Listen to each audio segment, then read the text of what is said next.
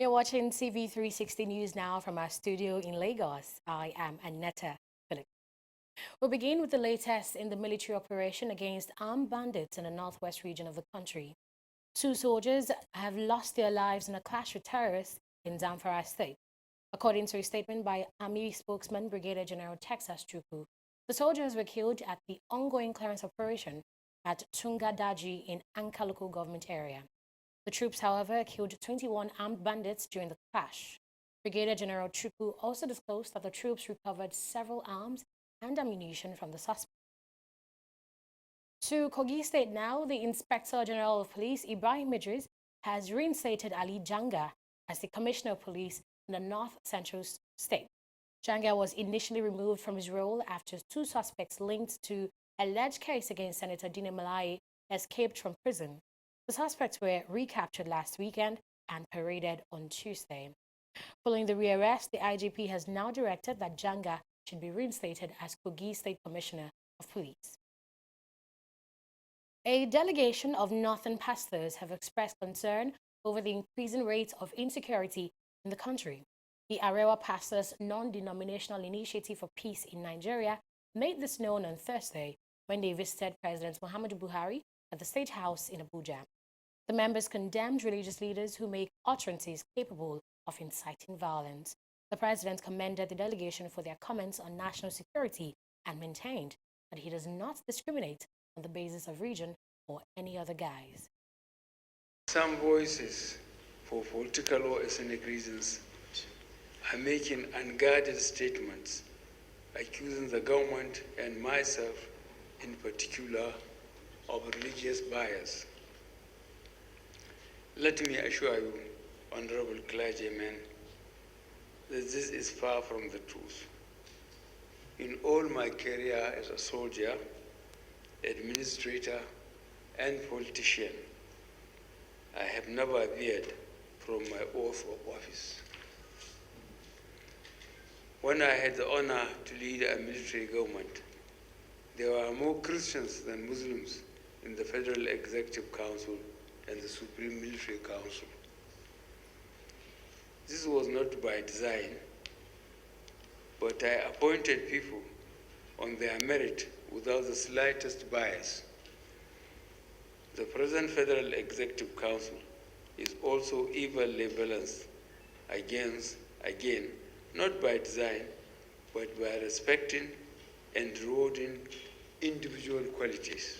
We felt the country, is having some, is threatened. The peace of the country is threatened, and we, as the Arewa pastors, representing the 19 northern states of Nigeria, we came up with, some strategies to see how we can give the president support, encourage him. We cannot be in isolation or stay from a distance and be complaining that things are not going well. Our constituency, which is the Bible, encourage us to pray for our leaders. And Jesus said, watch and pray. He didn't say pray and pray.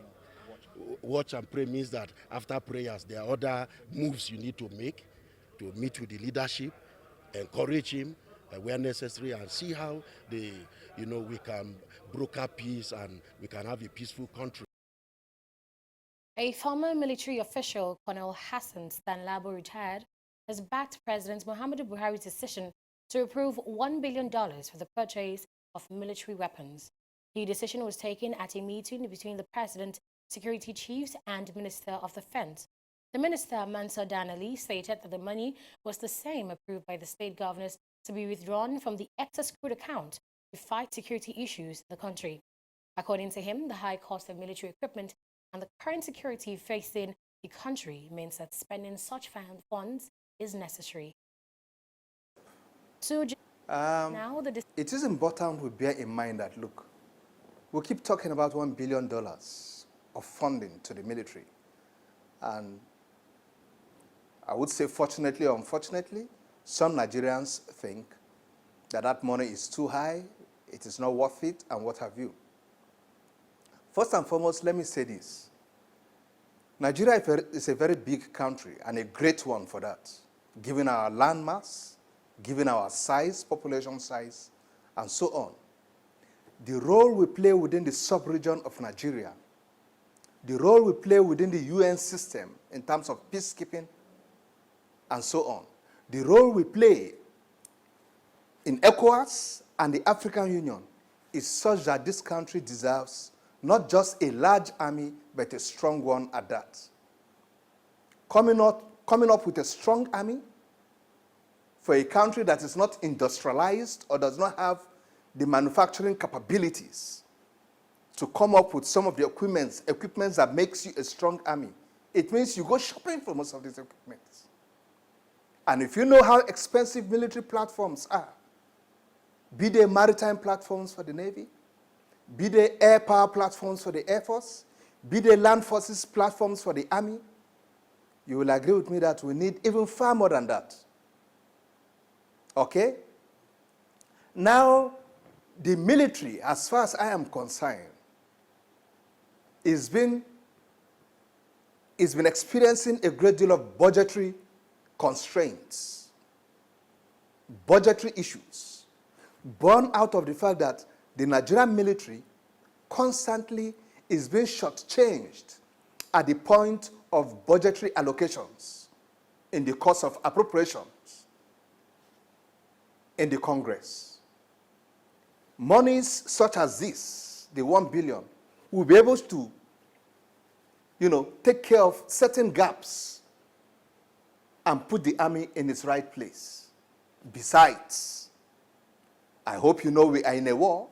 We don't need to be told Nigeria is at war. Boko Haram in the northeast, herdsmen militias all over. We need money to execute this war.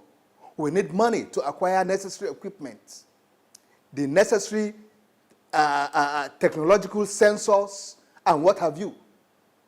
You need money to execute this war. Go into the issue of motivation for the troops in the forward lines. You need money. Logistic supplies, you need money. My brother, we need money.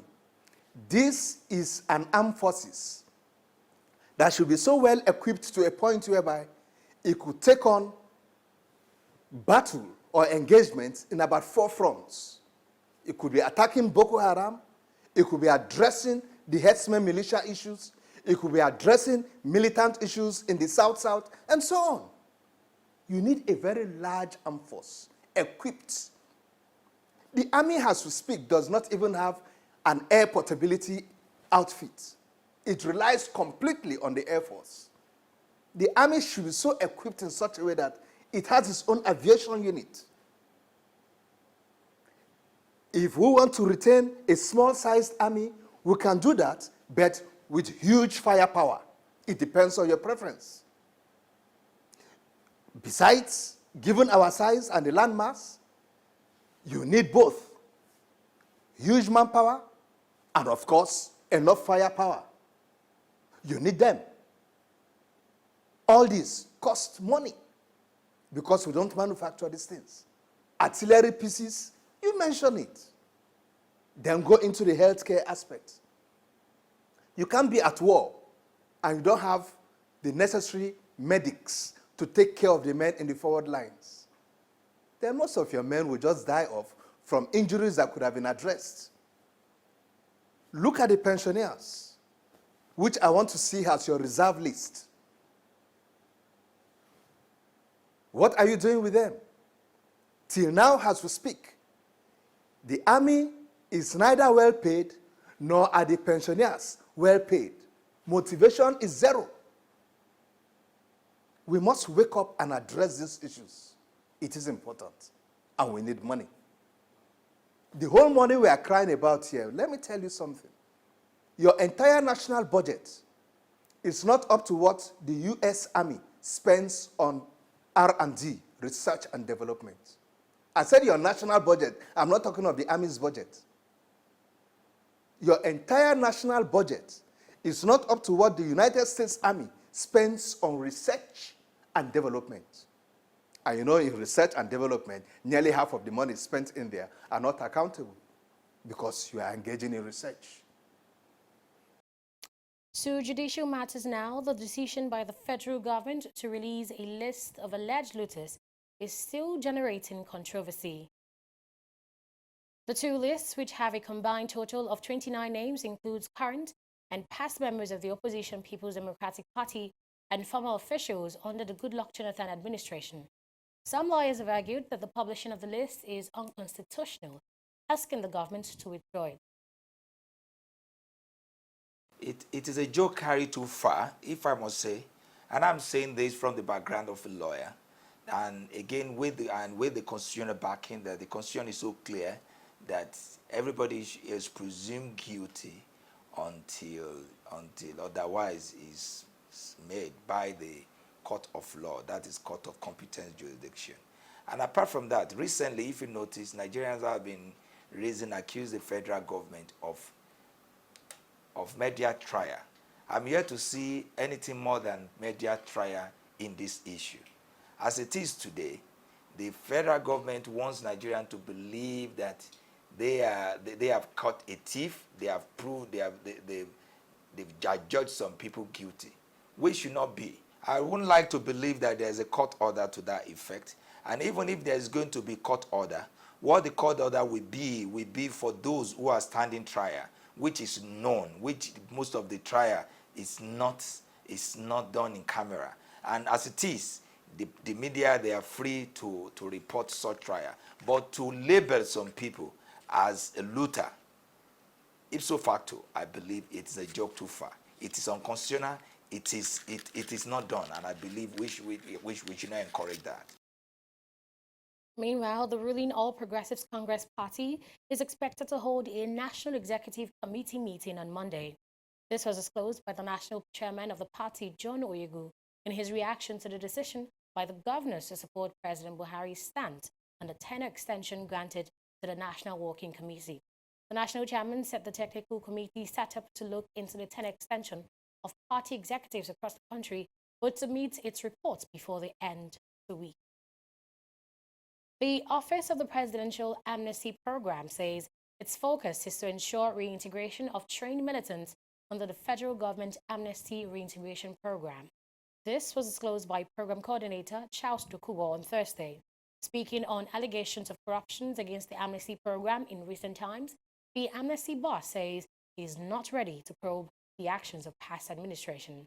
Dokubo says it is not feasible to admit fresh militants into the Amnesty Program, but those that have been trained will be properly integrated and engaged. My focus is on reintegration. How do we make use of those who have been trained, those who have got valuable experiences in terms of vocational training, and how do you fix them to job so that they can come back to society? We are trying to nurse them back to society that will be acceptable. That is what my position is. I am going to drive this institution in such a way that those who have all these years benefited from the programs are also given a pride of place in society. They don't have to depend on stipends and all that. They are going to do work with their hands and earn money with their hands also. So ladies and gentlemen, to move this place forward, I decided to set up a committee that will assist those inside to make sure that the findings of this committee will direct the way this organization moves forward. My position here today is to show you the way forward and to make sure that this program moves on to the fulfillment of the federal government program. There are no acts and laws about this program. It was done by a declaration of the then president. And ever since, we have been given the hand to drive it and to attain heights that will enable the Niger Delta people. But as I came in, and I mentioned at first instance, that I met a situation that I cannot even describe. It is not like every person who comes in and occupies a new position will always say that there's a problem and all that. But in my own case, it was quite clear that I have to face a lot of problems. Coming from the background I come from, in the academics, when you write something, you conceptualize, you develop a theoretical framework and all that to make sure that it works. And all those who understand will know that that is the way forward for this program. Vice President Yemi Osinbajo is advocating the implementation of a compulsory national insurance health scheme. The Vice President, who made the recommendation at a forum in Abuja, said the scheme will allow Nigerians access quality and affordable healthcare services. He also revealed that the federal government has supported states with 1.91 trillion naira in the education and healthcare sectors. The Vice President, however, added that despite the huge outlay, only functional national health insurance scheme could provide adequate healthcare for citizens. We're going to break now to return shortly. To stay with us.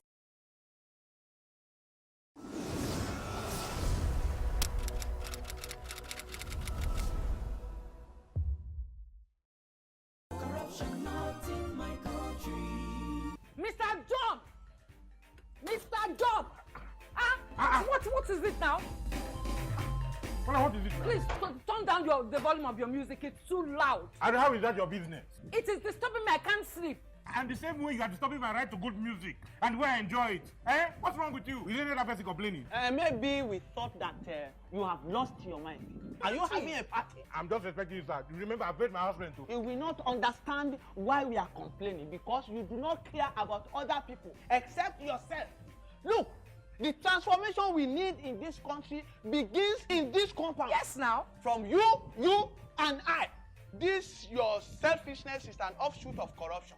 And corruption, not in my country. Oh, you know, go to your bank. Go. Corruption, not in my country.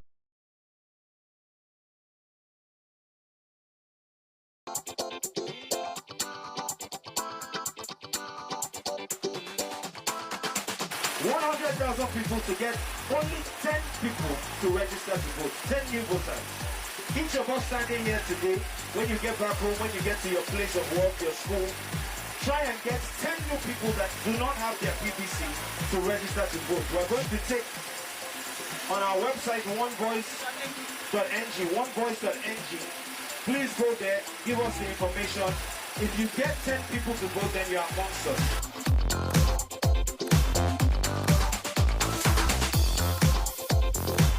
So at least start with your voter's card and begin to use that to bargain about the type of person you want to see on February 16, 2019 and March 2nd on the ballot paper. So we want to focus on people who haven't voted before. It's 100,000 people who are looking to pledge that because that gives us a minimum of 1 million new voters. Instead of to say, my vote no go count now, try vote first when you see whether it will count, you know.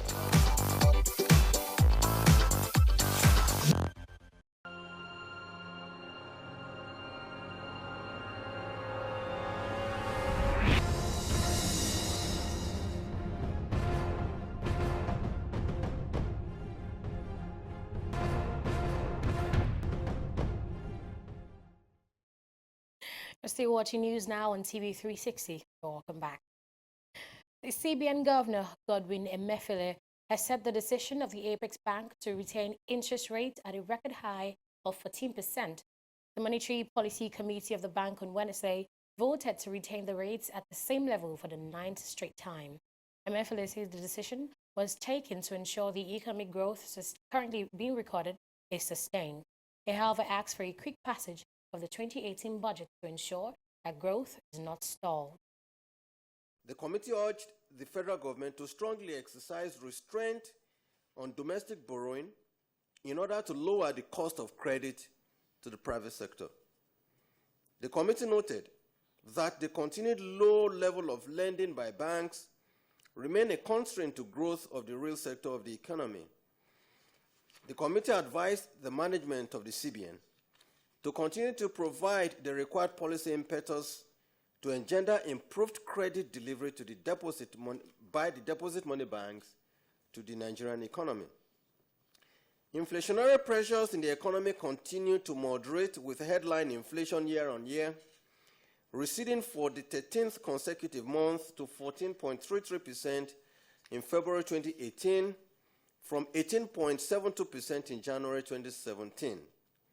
Month-on-month, food inflation fell by 133 basis points to 17.59% in February 2018, and core inflation also declined marginally by 38 basis points to 11.71% during the same period. Committee believes that effective implementation of the Economic Recovery and Growth Plan by the federal government and quick passage of the 2018 budget will continue to enhance aggregate demand and confidence in the economy. The second phase of Code Lagos, an initiative of the Lagos State government, will kickstart next week. Launched in 2016, the initiative has a target of teaching no fewer than 1 million Lagosians the basics of coding by 2019.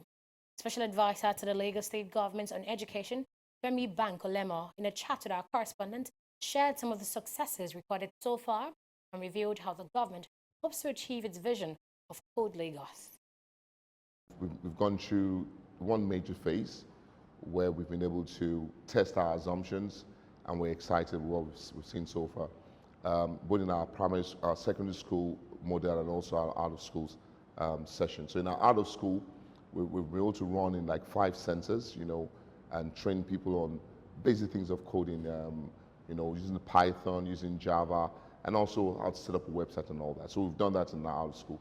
Same thing in our in-school, we've been able to do that. So what we're doing now is to scale up. So come next week, Monday, we're going to open up our out-of-school again in 5 centers across the state. And from April, we're scaling up to close to 500 schools. We're doing coding, more centers. Our objectives are by September, we feel we should have close to 5,000 schools in Lagos that are already learning our Code Lagos curriculum. So by the end of the year, we hope to have 5,000 schools running Code Lagos and over 50 out-of-school centers. We're also going to open our coding centers in the next 2-3 months in all our tertiary institutions in Lagos, and our online academy also for our coding will start around July this year. So putting all that together, we're confident that we're able to massively increase our number. But beyond increasing our number is the quality that we're sending out. Where we are today is our training center, where we're just training our next set of facilitators, refresher courses, for us to go into our Code Lagos program. So for us, it's a journey so far so good. We're focused on our target to train 1 million residents on how to code, and we're confident that what we're doing will help us achieve it. Oil prices rose on Thursday, boosted by the U.S. government data, which showed a surprise drawdown in crude stockpiles. U.S. crude was up 19 cents at $63.56 a barrel, while Brent crude was up 20 cents at $68.22 per barrel. Oil has also received support from a turnaround in the U.S. stock market.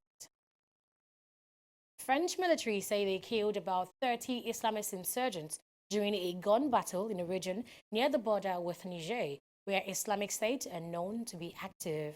The operation was a joint one with the Malian military. West Africa's arid Sahel region has seen a rise in violence by militant groups, some with links to Al-Qaeda and Islamic State. That is drawing an increasingly aggressive response from countries including France and the United States. 5 countries, Burkina Faso, Niger, Chad, Mali, and Mauritania, backed by France, launched a new task force last year to tackle Islamist militants in the region. International donors have committed $500 million to fight against the terrorists. The losing candidate in Sierra Leone's presidential election, Samula Kamara, is threatening to challenge the outcome of the presidential runoff. Kamara also refused to congratulate the new president, Julius Maada Bio. He stated that the National Electoral Commission failed to look into complaints made by the APC regarding voting in the eastern parts of the country, a stronghold of the Sierra Leone People's Party. Nigeria international Bafemi Martins has been ruled out of action for 6 to 7 months with a torn hamstring. Martins sustained the injury against Kashima Antlers in the Asian Champions League on Tuesday. The 33-year-old forward was carried off midway through the first half of the Continental Cup fixture, which they drew 2-2. The injury ends any faint hopes Martin might have had of making Nigeria coach Gennaro Ross scored for this year's World Cup in Russia. The Super Eagles will do wonders at the World Cup in Russia, and that's according to Vice President of the Nigerian Football Federation, Seyi Akinwumi. Nigeria has reached the knockout rounds of the World Cup 3 times and are drawn in a tough first-round group that has Argentina, Croatia, and Iceland. Akinwumi said in a radio interview that the Eagles are a young and talented team who will surprise many at Russia 2018. According to him, there will be 200 million Nigerians rooting for them to victory. And British police have launched an investigation to identify those responsible for an attack on Manchester City's team bus before their Champions League quarter-final against Liverpool at Anfield. Missiles were thrown at the vehicle as it arrived at the stadium on Wednesday ahead of the first leg at Anfield, which Liverpool won 3-0. Liverpool have apologized to City, while UEFA have also ordered the club to provide a new bus for the Premier League leaders. And that's all on News Now on TV360. Bye for now.